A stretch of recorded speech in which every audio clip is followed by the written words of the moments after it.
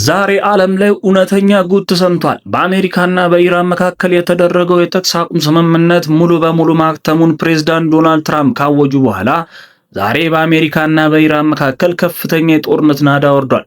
የአሜሪካው ጦር ማዕከላዊ እዝ ሴንትኮም በኢራን ውስጥ ባሉ የድሮንና የሚሳኤል ማከማቻዎች እንዲሁም በታሪክ ለመጀመሪያ ጊዜ በስትራቴጂካዊ ድልድዮች ላይ ከ90 በላይ የቦምብ ጥቃቶችን አዝንቧል። ኢራንም በበኩሏ ዝም አላለችም። በኩዌት በባህሬን እና በኳታር በሚገኙ የአሜሪካ የጦር ሰፈሮች ላይ የባሊስቲክ ሚሳኤል እና የድሮን እሳት አዝንባለች። በሌላ በኩል ደግሞ ኔቶዎች በቱርክ አንካራ ያደረጉት ስብሰባ በትራምፕ እረፍት የሌለው ንግግርና ዛቻ ሲናወጥ ሰንብቶ ዛሬ ተጠናቋል። ስብሰባው ሊያልቅ ጥቂት ሰዓታት ሲቀረው ግን ሩሲያ በዩክሬን ላይ የ94 የረጅም ርቀት ድሮንና የባሊስቲክ ሚሳኤሎችን በመተኮስ ኪየቭን ጨምሮ 13 ቦታዎችን በእሳት አጋይታለች። ዩክሬንም በበኩሏ 73 ድሮኖችን ወደ ሩሲያ በመተኮስ በዛሬው ዕለት የሩሲያን የነዳጅ ማጣሪያዎችና የነዳጅ ጫኝ መርከቦችን አቃጥላለች። ዓለም በአንድ ጊዜ በሁለት ትላልቅ ግንባሮች በእሳት እየነደደች ነው። ሰላም ውድ ተመልካቾቻችን፣ የቻናላችን ቤተሰቦች እንዴት አረፈዳችሁ? ዓለም በጦርነት ስትናወጥ እውነቱን ፈልፍሎ ለእናንተ ማድረስ የኛ ድርሻ ነው። እነዚህን የመሳሰሉ ዛሬ የወጡ እውነተኛና ድራማዊ የዓለም ዜናዎችን በየቀኑ ፍትፍት አድርገን የምናቀርብላችሁ የእናንተው አዲስ ግሎባል ኒውስ ቻናላችሁ ነው። እስካሁን ሰብስክራይብ ያላደረጋችሁ ምን እየጠበቃችሁ ነው? ሰብስክራይብ አድርጉ፣ የደወል ምልክቷንም ተጫኑ። ይህ ቪዲዮ ደግሞ ላይክ በማድረግ ለአልጎሪዝሙ አንድ የላይክ ሚሳኤል ተኩሱለት እንላለን። እስኪ አሁን ቀጥታ ወደ ሰፊውና ዝርዝር ማብራሪያው እንግባ።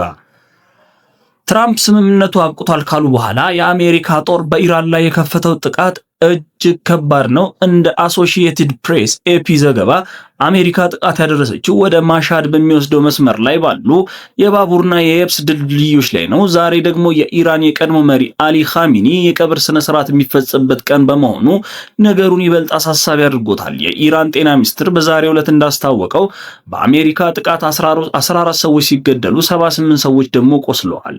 ነገር ግን ኢራን ምዕራባውያን እንዳሰቡት በቀላሉ የምትንበረከክ አልሆነችም። ዛሬ ለዓለም ሕዝብ ያሳያችው ነገር ቢኖር ለማንም እንደማትሸነፍና አለመሸነፏን ነው። ኢራን ኢስላሚክ አብዮታዊ ዘብ ጦር IRGC ወዲያውኑ የአሜሪካ የጦር ሰፈሮች በሚገኙባቸው የባህረ ሰላጤ ሀገራት ማለትም በኩዌትና በባህሬን ላይ የሚሳኤል ዝናብ አውርዷል። ኩዌት 3 ባሊስቲክ ሚሳኤልና 10 ድሮኖችን መታመጣሏን በታምንም በሚሳኤል ፍርስራሽ ሰው እንደቆሰለባት ገልጻለች። ይባስ ብሎ አሜሪካ ባደረሰችው የደህንነት ስጋት የተነሳ ዶናልድ ትራምፕ ከቱርክ ሲወጡ በኳታር የተበረከተላቸውን አዲሱን ኤርፎርስ ዋንን አውሮፕላንን ትተው በኢራን ሚሳኤል እንዳይመቱ በመፍራት በአሮጌ አውሮፕላን ተሳፍረው ወደ ዋሽንግተን ለመብረር ተገደዋል። ነገሩ ልክ እንደ አበሻ ጥቅስ ሆኗል። አውቆ የተኛም ቢቀሰቅሱት አይሰማም፣ የቆመውን ግን መገፍተር አይቻልም። አሜሪካ ኢራንን በቀላሉ የምትገፈትራት መስሏት ነበር።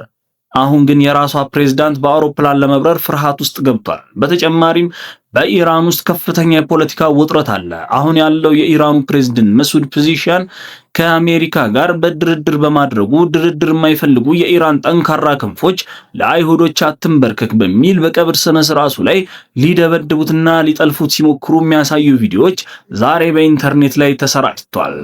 ወደ አውሮፓ ስንሻገር ደግሞ በቱርክ የተደረገው የኔቶ ስብሰባ ዛሬ ተጠናቋል። ትራምፕ በስብሰባው ላይ አውሮፓውያንን ወጪያችሁን ካልጨምራችሁ ጥለናችሁ እወጣለሁ እያሉ ሲያስደነግጧቸው ሰንብተዋል። አውሮፓውያን አሜሪካን አምነው የራሳቸውን መከላከያ ዘንግተውት ነበር።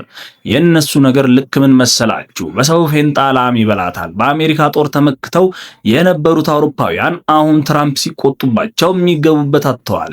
ይባስ ብሎ ዛሬ ሌሊት ሩሲያ በኪየቭ ላይ 94 ድሮኖችንና 2 ባሊስቲክ ሚሳኤሎችን ተኩሳ 13 ትላልቅ የዩክሬን ከተማ ክፍሎችን አውድማለች። ዩክሬንም በበኩሏ 73 ድሮኖችን በመላክ በሩሲያ ውስጥ አዞቭ ባህር ወይም ሲ ኦፍ አዞቭ ላይ ያሉ 2 ትላልቅ የነዳጅ ጫኝ መርከቦችን በእሳት አጋይታለች።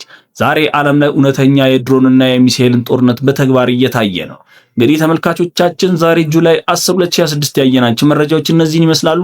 አሜሪካና ኢራን ወደ ከረረ ጦርነት ውስጥ ገብተዋል። ሩሲያ ዩክሬንም የድሮን እሳት እየተለዋወጡ ነው። እናንተስ ምን ታስባላችሁ? ይህ የአሜሪካና የኢራን ጦርነት ወደ ሶስተኛው የዓለም ጦርነት ያመራል ወይስ ትራምፕ በፍርሃት ወደ ድርድር ይመለሳሉ? ሐሳባችሁን ኮሜንት ላይ ጻፉልን። ቪዲዮውን ላይክ፣ ሼር እና ሰብስክራይብ ማድረጋችሁ እንዳትረሱ። ከአዲስ ግሎባል ኒውስ ጋር ስለቆያችሁ እናመሰግናለን። ሰላም በእናንተ ላይ ይስፈን። ቻው።